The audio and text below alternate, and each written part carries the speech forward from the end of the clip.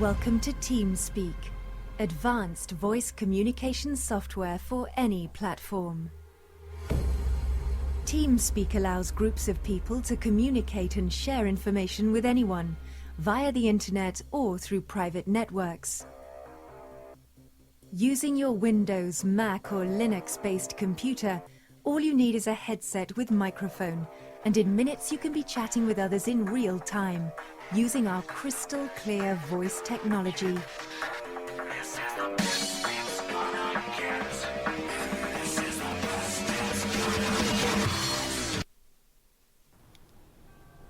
All right, welcome to Game 1 of the TeamSpeak Team Liquid StarCraft 2 Open number 7.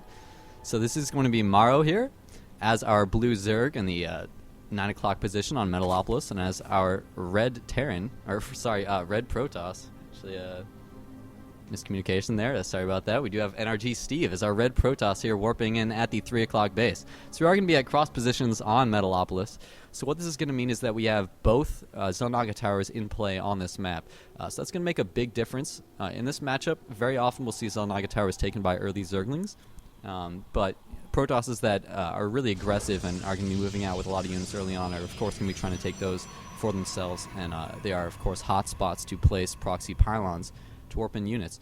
So far, looks like Steve's just going to be checking the top of his base. Make sure there's no Overlord in there. Often you can spot the Overlord checking your base, and it would have walked away before you would have been able to see it. So he's just checking his base, making sure that his opponent's not at the 12 o'clock position. That's just going to narrow down where he has to scout down to 2 positions. So already a good move there by Steve. So it'll be interesting if the probe and Overlord actually see each other right here at this base. And they do not actually. I do not believe MorroW was able to see that either. So, although they might cross right here, and it should allow them to know where each other are. Yeah, he was barely able to see that probe. I'm not entirely sure if MorroW actually noticed it himself. That was only on his screen for a moment, but he was able to see it. So we do have the gas finishing right as the spawning pool starts. So that's a really early gas. Definitely going for an early speedling build. This type of build can be used for roaches as well, but generally that gas that far before the pool generally signifies that they want to have 100 gas ready right as the pool finishes to get that speed up as soon as absolutely possible. Well, as we do have pretty standard from Steve, although, yeah, there we go, three on gas there. Standard build going on so far. We do have the Gateway Cybernetics Core wall off at the ramp.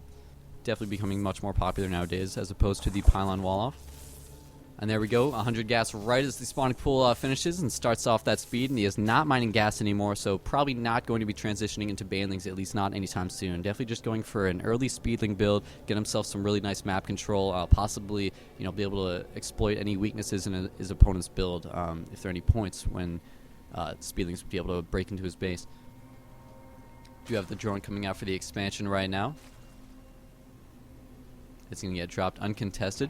Really surprised that Steve did not keep his probe there just to try to block the expansion, see what was going on, scout a little bit more. He pulled out a little bit early, so he's not going to know exactly what's going on right now, but it looks like MorroW's going to go ahead and send his Zerglings in basically every direction across the map, checking for proxies, checking for that probe, trying to find out where it is, make sure there's no kind of proxy pylons anywhere that he's going to have to worry about. Zergling speed about 3/4 of the way done now. We do have this forge that just finished for Steve, and he's going to be going for a very fast +1. So what this is going to do in the PvZ matchup, it's very huge. It makes it so that Zealots are now going to kill Zerglings in 2 hits instead of 3. So that obviously makes a huge difference when you have these big Zealot versus Zergling attacks going on. And since MorroW is still not mining gas, I have to assume that the only units he's going to be planning on building anytime soon is going to be Zerglings. So this could open up a timing push for Steve where he can hit right as he gets +1, and it'll be very difficult for MorroW to hold off unless he can get some roaches up before those Zealots come in. So MorroW is going to find this probe hidden up here at the top base that it's going to get taken out. Yeah, he does have speed, so this will be taken out relatively easily. Steve, playing in the dark at this moment, does not know what his opponent is doing. He did see the early gas, I believe, but that's not going to tell him much at this point. He really doesn't know, is his opponent going to be trying to tech up into banelings? Could he just be completely going into quad gas and trying to get up to Mutalisks? So he's really got to play a style that's going to work versus a wide variety of builds that his opponent can do. So some Zerglings poking in here. They do see that there are 2 Zealots and a Stalker. It looks like this probe's going to move out and expand right now. So probably just getting that +1, you know, as a defensive tactic, so that he'll be able to defend this expansion a little bit easier. Actually, no, never mind. Looks like he's not going to expand. He's just going to use these 4 warp gates, warp in a bunch of units. Or, yeah, there we go. Okay, warping in 4 Stalkers. Actually, I'm really confused as to why he would go for the attack upgrade and then get Stalkers. As far as I'm aware, I don't think it affects them in PvZ as much as it affects the Zealot. Since the Zealot attacks twice, it gets that upgrade. You know, it's doubly effective. It actually affects both attacks that the Zealot does. So we do have some Spine Crawlers going down for the Zerg here. It's all going to come down to, like, if he's able to build enough Zerglings and Spine Crawlers to defend this before this timing comes, because the Roach Warren is only about 1/3 of the way done right now. It's not going to be able to have Roaches in time. We do have a lot of Zealots warping in right now. It's going to be really difficult for mouzMorroW to deal with this. He does not have enough Zerglings, and these Spine Crawlers are not even finished yet. He's going in for an attack right now. He's moving the Zerglings up, but he needs to bring them back to... Oh, no, he lifted up that Spine Crawler. He does have 3 Queens, though, and they're doing a lot of damage, but it's not going to be enough. These Zealots are just tanking too much damage, while the Stalkers are doing quite a lot from the back. These Zealots are going to die pretty soon, though. He does have that second Spine Crawler is down now. 1 Spine Crawler dies. Now we're just going to see a lot of kiting from these Stalkers. Taking out all the Zerglings. He's moving the Spine Crawler yet again, building 3 more. Bringing all his drones to defend right now. He needs more. He needs Roaches right now, and he's building 6, and he's taking so many losses in the meantime. He's lost a lot of drones right now. Roaches are going to be coming out. Here comes some more drones to defend. He just continues to lose more and more drones. This is really bad for mouzMorroW right now. He got really caught off guard by this timing window. Here comes the Roaches to help defend. But it might just be too late. He's lost a lot of his economy. Still struggling to hold this off, even with the drones to defend. These Stalkers just keep warping in. The Protoss has not expanded. He's definitely trying to just finish off his opponent, or at least kill off an expansion with this attack. So in that sense, if the Zerg can rebuild his drones in time, he might still be in this game. But it's really difficult for him to rebuild those drones when he's constantly being pressured by his opponent. He has to constantly make these Roaches to defend just to stay alive, and he doesn't have the larva or the time or resources to be able to make those drones and catch up in this game. Interesting, a robotics facility going down for our Protoss player Steve here. So we do have 4 gateways and a robotics facility off of 1 base so far. No expansion as of yet. We do have a second gas going down right now, presumably to give him the gas to be able to produce observers. Now the expansion goes down. If we take a look at our income tab, perhaps see how much of an advantage the Zerg is getting right now from having 2 bases. We can see it's not very much. Their income is very close to being even because our Zerg player is way behind on harvesters. It's 31 to 23. Now it's up to 26. But he lost so many in that early attack from the Protoss. But then again, the Protoss also expanded extremely late. So I don't think either player is at an extreme advantage or disadvantage at this point in time. They're actually relatively even. But if the Protoss doesn't keep up the pressure that he had in the early game, Zerg is just going to get so many drones off of those 2 bases, since he's just purely producing drones right now, that our Protoss player is going to be way behind and is not going to be able to catch up in that regard. So looks like we do have Roach speed about halfway done right now. Second Forge going down at the natural for Steve. Interesting. So definitely going to be pumping out those double upgrades soon, but if we don't see a Twilight Council, he's not going to be able to do much with it. So interesting that he put that up before getting a Twilight Council, and before getting the second upgrade on his first Forge.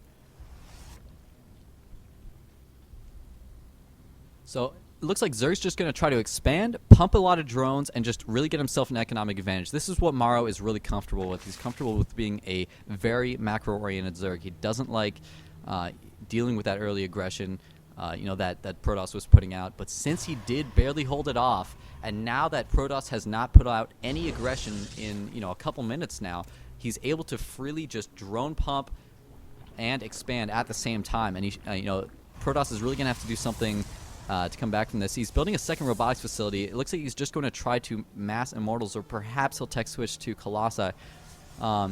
But Immortals en masse are extremely powerful. However, if your opponent goes mass Speedlings, it can be devastating, especially when the unit you're complementing your Immortals with is primarily Stalkers. And Stalkers are also not very good versus Speedlings. So if mouzMorroW just makes a very large number of Speedlings, Steve just might not be able to do anything with this force. And if he doesn't do anything with this force, he's going to fall way behind thanks to this third base of the Zerg. Overseer just coming in, scouting around. I'm surprised we don't see it contaminate at this point. And there it is, dropping it on the forge that was not actually producing anything. So we did see that that was kind of queued up. He had all those commands queued up. So I really would have liked to see more on-the-fly decision-making from mouzMorroW there. It seemed like he really wanted to just stop that forge from upgrading, but it wasn't even upgrading in the first place. So a little bit of a wasted contaminate there.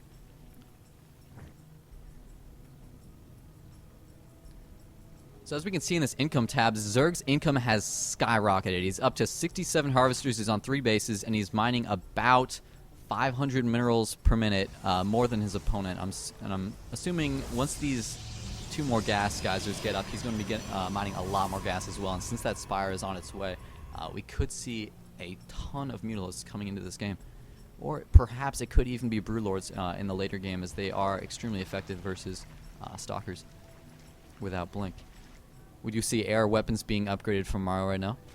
And he is taking that 4th. So right now, here's when it looks like the Protoss is going to try to attack right now. And this is actually not bad timing in that the Zerg just tried to take his 4th.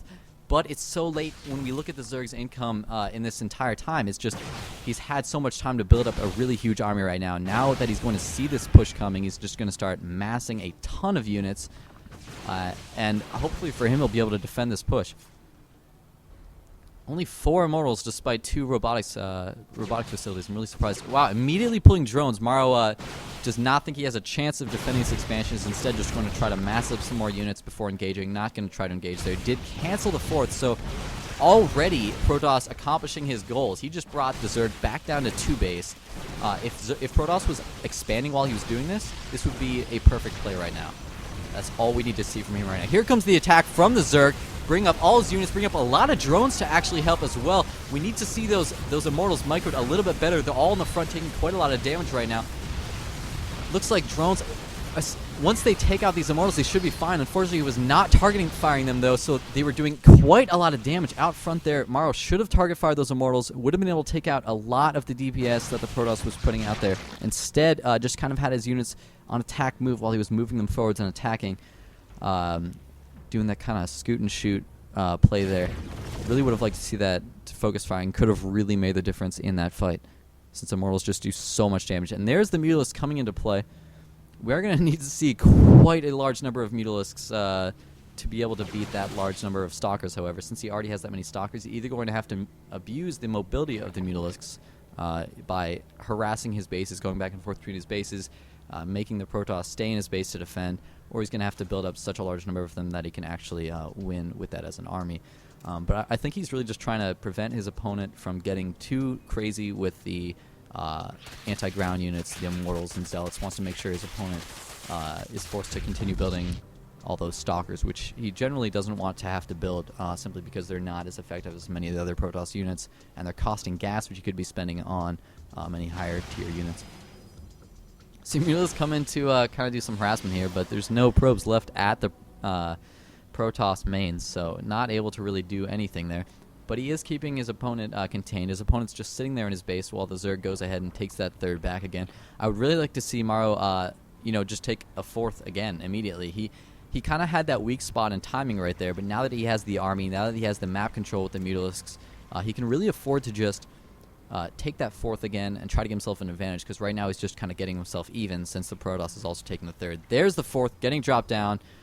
Very nice play. He's going to move all his army, all of his army down to this 3rd of the Protoss, take that out. Protoss is probably going to move his army to defend, and then these Mutalisks are going to come in from the back and be able to kill all the probes there. So very difficult for Protoss to deal with this kind of tactic. But these roaches are getting caught way out of position.